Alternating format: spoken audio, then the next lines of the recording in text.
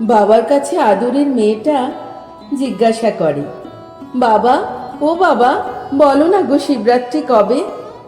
তুমি আমার জন্য কি কি আনবে? আমি সব ঠিক করে রেখেছি। কি মা, কি কি লাগবে তোর? আকন্দ ফুলের মালা, ধূত্র ফুল, কিছু বেলপাতা আনবে কিন্তু। বাবা বলে, আচ্ছা ঠিক আছে মা, তাই হবে। মেয়েটির বাবা প্রতিদিন আয়নার সামনে দাঁড়িয়ে নিজেকে নানা রঙে সাজায়। কোনোদিন দুর্গা, কোনোদিন কালী, আবার কোনোদিন রাক্ষসী। বহুরূপী সেজে সকলের মনে আনন্দ দেয়। কিছু পয়সার রোজগারও হয়। অভাবের সংসারে অভাবী মেয়েটাকে ছেড়ে তার মা অনেক দিন আগেই চলে গেছে। মেয়েটার বাবা একাই মা বাবার আদরে মেয়েকে বড় করে তুলছে। শিবরাত্রির আগের দিন সকালে জটা জুটো মাথায় চাপিয়ে শিব সেজেছে বহুরূপী। মেয়ের আবদার পূরণ করতে হবে তো। প্রতিদিন যা রোজগার হয় তা দিয়ে কোনো মতে পেটের ভাত জুটে যায়। শিবরাত্রির আগের দিন তো মহাদেবের রূপ দেখে সবাই যদি একটু বেশি পয়সা দেয় তাই। কিন্তু হায়, ভাগ্যের কি পরিহাস! সারা দিন ঘুরেও পেটের ভাত জোগাড় করাও সম্ভব হলো না বহুরূপী। সে মেয়ের আবদার পূরণ করবে কি করে? বসে বসে ভাবছে।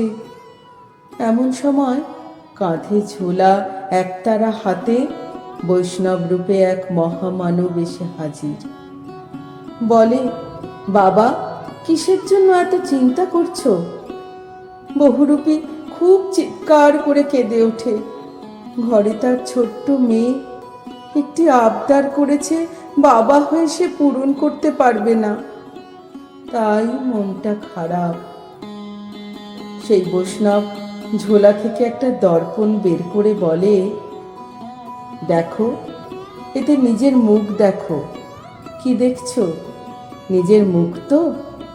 এভাবে প্রতিদিন সকালে নিজের মুখ দর্পণে দেখবে আর ভাববে তুমি শ্রেষ্ঠ জগতে। শিবরাত্রির দিনে শিব সেজে একটাই কথা বলবে, রাজা নিজেরে দেন মান, সে মান আপনি ফিরে পান। এই কথাটার অন্তর্নিহিত ভাব যে বুঝবে সে তোমার পাশে থাকবে। শিবরাত্রির দিন সকালে মাথায় জটা চাপিয়ে মুখে মহামানবের কথা বলতে থাকে। এতদিন সে বহুরূপী সেজেছে, কিন্তু মুখে কোনো কথা বলতো না। আজ মানুষ তার মুখে এই কথাটি শুনে খুশি হয়ে পয়সায় ঝোলা ভরে দিল। মেয়ের জন্য সমস্ত জিনিস কিনে বাড়ি গেল বহুরূপী। মেয়ের মুখের হাসি তার কাছে অনেক বড় পাওয়া। শিবরাত্রির দিন এমন মহামানবের দেখা পেয়ে বহুরূপী খুব খুশি হয়ে প্রণাম জানালো মহাদেবের চরণে।